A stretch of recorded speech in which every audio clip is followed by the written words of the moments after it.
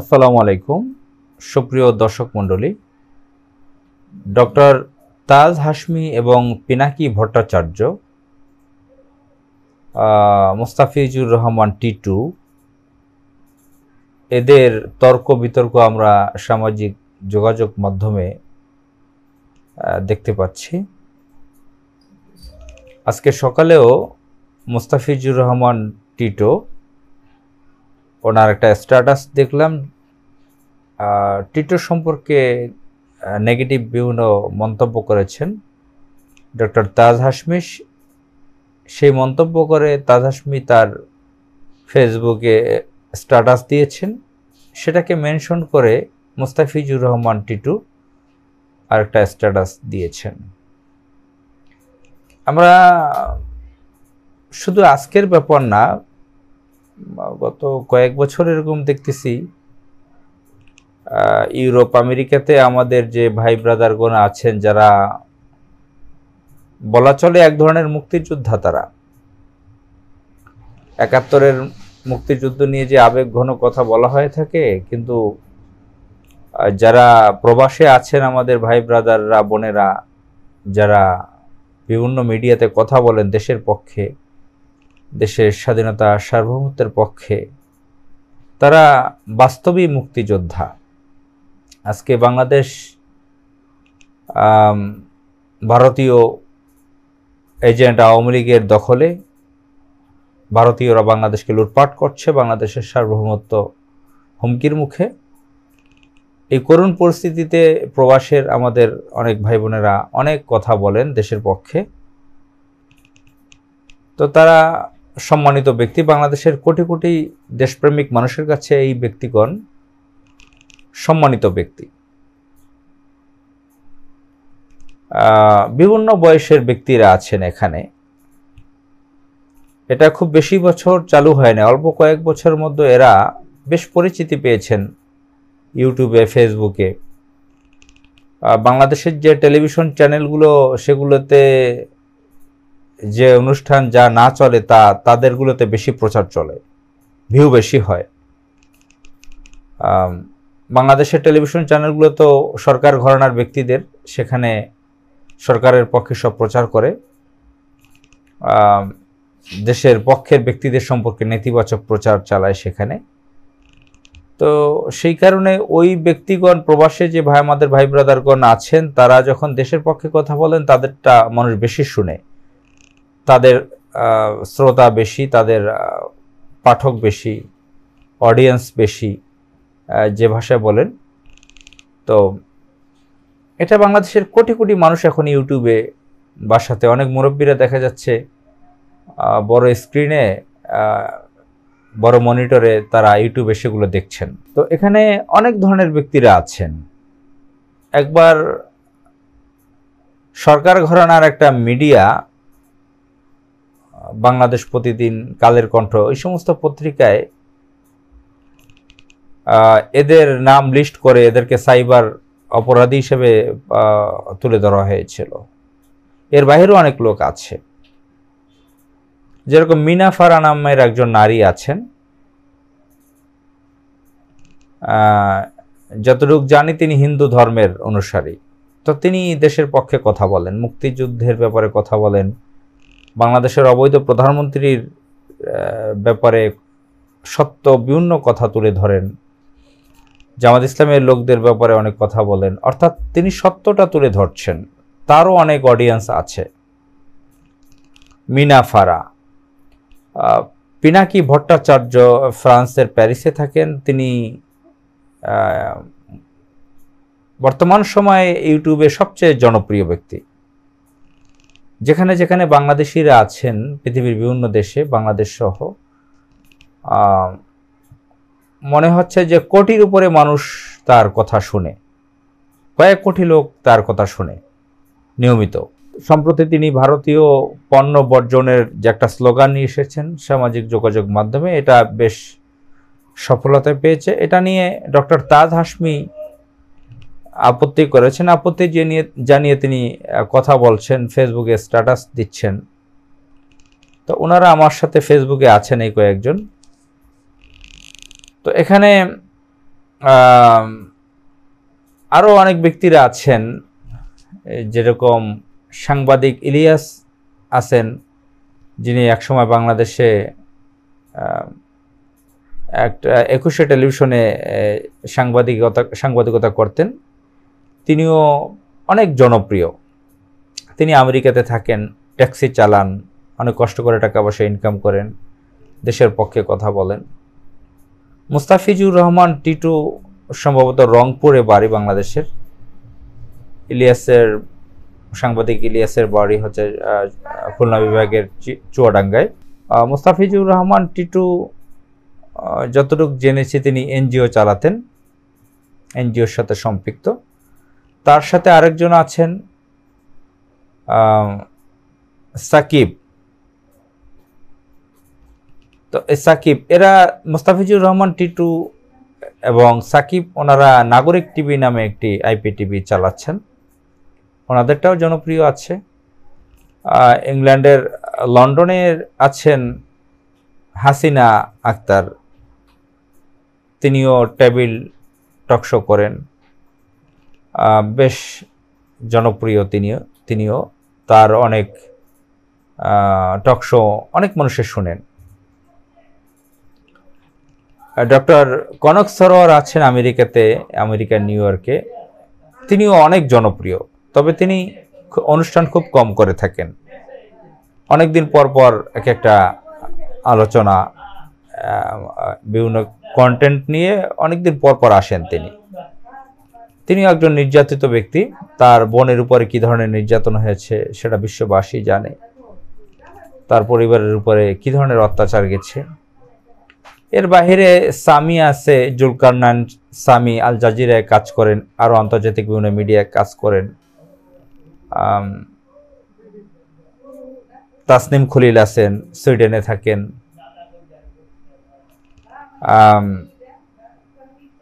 অনেক আরও আছেন। আমেরিকাতে আরেকজন ভদ্রলোক আছেন যার বাড়ি বাংলাদেশের পদ্মার ওপারে, জেলাটার নাম আমার খেয়াল আসছে না, দাড়ি টুপি পাঞ্জাবি ব্যবহার করেন। তিনি আরও জনপ্রিয়, তিনিও বিভিন্ন ধরনের আলোচনা করেন। কয়েকদিন আগে তিনি একটি ভিডিও দিয়েছেন যে তিনি শুরু করেছিলেন সরকারের বিরুদ্ধে এ ধরনের কন্টেন্ট নিয়ে আসা, এবং তার দেখা দেখি অনেকে খুলেছেন। খুবই পরিচিত নামটা, আমার সাথে ওনারা ফেসবুকে আছেন, কিন্তু নামটা এখন বলতে পারলাম না। নায়েব, সম্ভবত নায়েব হবে এই ধরনের নাম। তিনি অনেক কথা বলেন। মুশফিকুল ফজল আনসারি আছেন আমেরিকাতে, তিনি জাতিসংঘের প্রতিনিধি, অর্থাৎ সাংবাদিক হিসেবে তিনি পার্সপেক্টিভ নামে একটি নিউজে কাজ করেন, আরও কয়েকটি নিউজে তিনি কাজ করেন। তার প্রতিনিধি হিসেবে তিনি জাতিসংঘে যেতে পারেন, হোয়াইট হাউসে যেতে পারেন। তিনি সাংবাদিকতার মাধ্যমে বাংলাদেশের দুরবস্থা, যে সংকট, যে সমস্যা, সেটা তুলে ধরছেন সারা বিশ্বে। বাংলাদেশের ডেমোক্রেসিতে যে সমস্যা, বাংলাদেশে যে স্বৈরতন্ত্র চলছে, সেটা তিনি ফুটিয়ে তুলে ধরছেন বিশ্ববাসীর কাছে। তিনি একসময় ইত্তেফাকের করেসপন্ডেন্ট ছিলেন। সাবেক প্রধানমন্ত্রী, নির্বাচিত প্রধানমন্ত্রী, বৈধ প্রধানমন্ত্রী বেগম খালেদা জিয়ার সাথে সাংবাদিকতা করতেন। সরকারি যে দায় দায়িত্ব থাকে সাংবাদিকতার, একজন প্রধানমন্ত্রীর সাথে বিভিন্ন সাংবাদিকরা থাকেন, সেই দায়িত্বে তিনি ছিলেন। তো এই যে পিনাকি ভট্টাচার্য, ডক্টর তাজ হাশমি,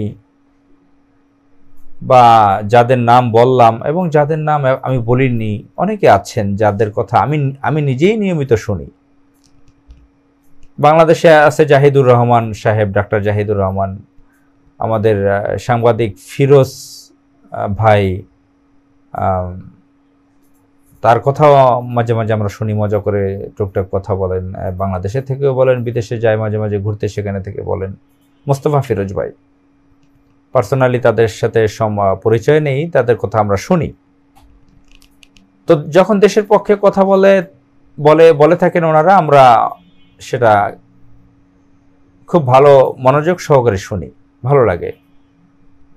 কিন্তু দুঃখজনক ব্যাপার এই যে আমাদের ভাই ব্রাদারগণ আছেন বিদেশে, তারা একে অপরের প্রতি লেগে আছেন, তাদের মধ্যেই ঐক্য নাই, ইউনিটি নাই।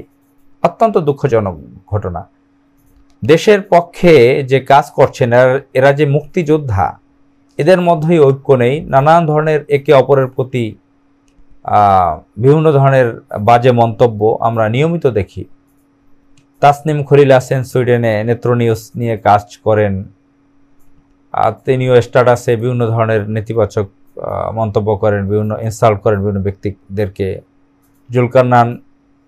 জুলকারনাইন শায়ের, এ ধরনের আল জাজিরার মতন ইন্টারন্যাশনাল প্রভাবশালী মিডিয়া কাজ করা ব্যক্তিরা আমরা প্রায়ই দেখি যে এরা একে অপরের বিরুদ্ধে লেখালেখি করেন।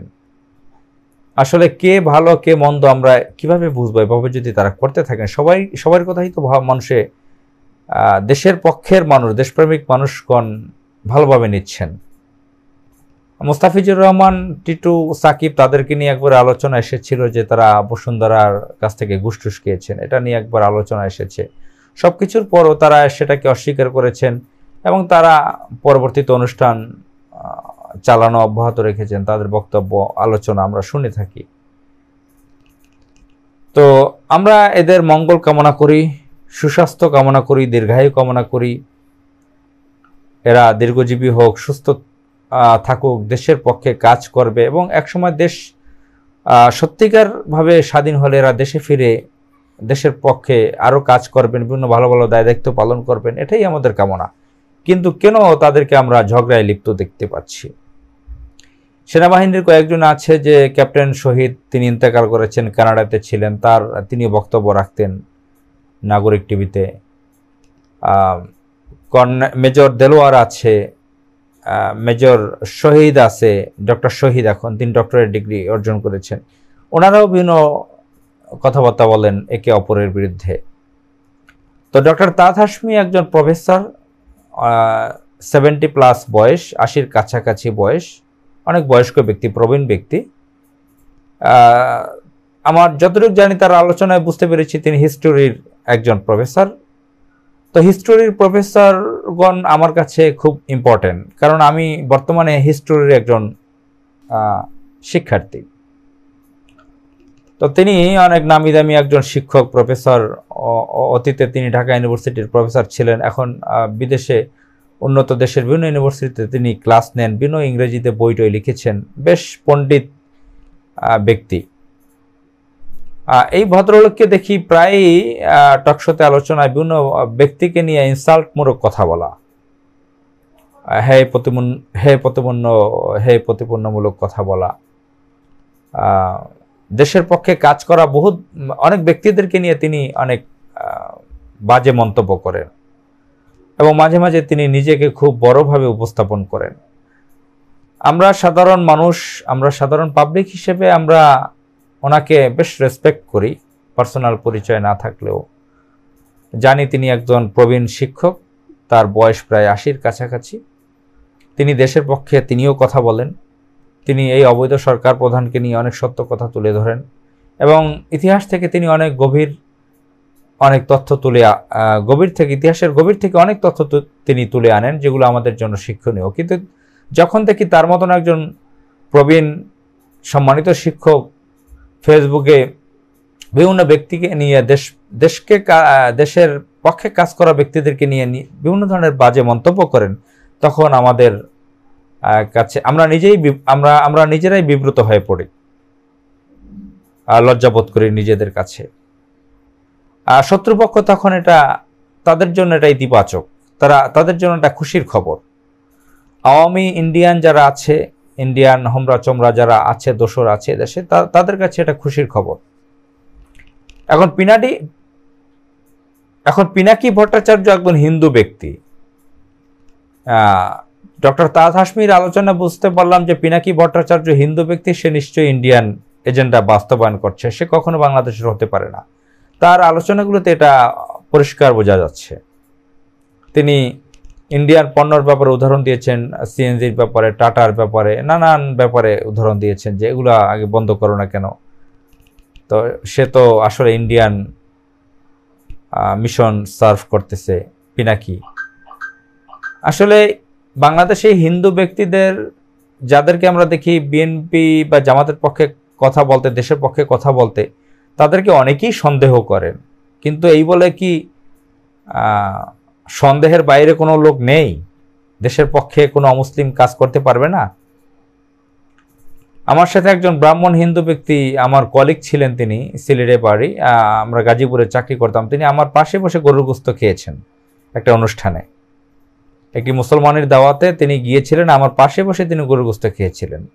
তার রাজনৈতিক দর্শনটা কি আইডিওলজি সেটা আমি পরিপূর্ণভাবে জানিনি, কিন্তু তিনি গরুর গোশত খেয়েছেন। সবাই তো এক ধরনের না, অনেকে গরুকে মা বলে খায় না, বেশিরভাগ হিন্দুরা। পিনাকি ভট্টাচার্য তিনি যে কথাগুলো বলছেন সেগুলো দেশের পক্ষে, আমাদের ইসলাম ধর্মের পক্ষে, মুসলিমদের পক্ষে যাচ্ছে। অনেক যুক্তিসঙ্গত কথা বলছেন, যুক্তি তুলে ধরছেন, পজিটিভ মনে হচ্ছে। জানি না মহান আল্লাহ তাআলা জানেন ওনার ভিতরে কি আছে, আপাতত আমরা সেটা মনে করছি। কিন্তু ডক্টর তাজ হাশমি ওনাকে নিয়ে নিয়মিত এখন সামাজিক যোগাযোগ মাধ্যমে বিব্রতকর কথাবার্তা বলছেন। আসলে হিন্দু লোকরা যেরকম নিতাই রায় চৌধুরী, তার মেয়ে ব্যারিস্টার কি রায় একজন আছে, ওনাদেরকে অনেকে সন্দেহ করেন যে এরা ভারতের চর হিসেবে কাজ করেন। আমরা তো ভিতরের খবর জানি না। সম্প্রতি নিতাই রায় চৌধুরী বিএনপির স্থায়ী কমিটির সদস্য পদে প্রমোশন পেতে যাচ্ছেন, আজকে নিউজে দেখলাম। গয়েশ্বর রায় আবার এই নিতাই রায় চৌধুরীর বিআই। তো এই গয়েশ্বর রায় বিএনপির স্থায়ী কমিটির সদস্য, একসময় তিনি প্রতিমন্ত্রী ছিলেন, কয়েকবার এমপি ছিলেন, যুব দলেরও নেতা ছিলেন যতটুকু জানি। তো তার ব্যাপারে অনেকের সন্দেহ আছে, তিনি ভারতের হয়ে কাজ করেন, ভারতের চর। আমরা জানি না আসলে ভিতরে এই অমুসলিমরা যারা বাংলাদেশে থেকে দেশের পক্ষে কথা বলছেন, ভিতরে তাদের কি আছে। সঞ্জীব চৌধুরীকে আমি চিনতাম, তিনি সম্ভবত মারা গিয়েছেন। দৈনিক আমার দেশ পত্রিকার তিনি সহকারী সম্পাদক ছিলেন।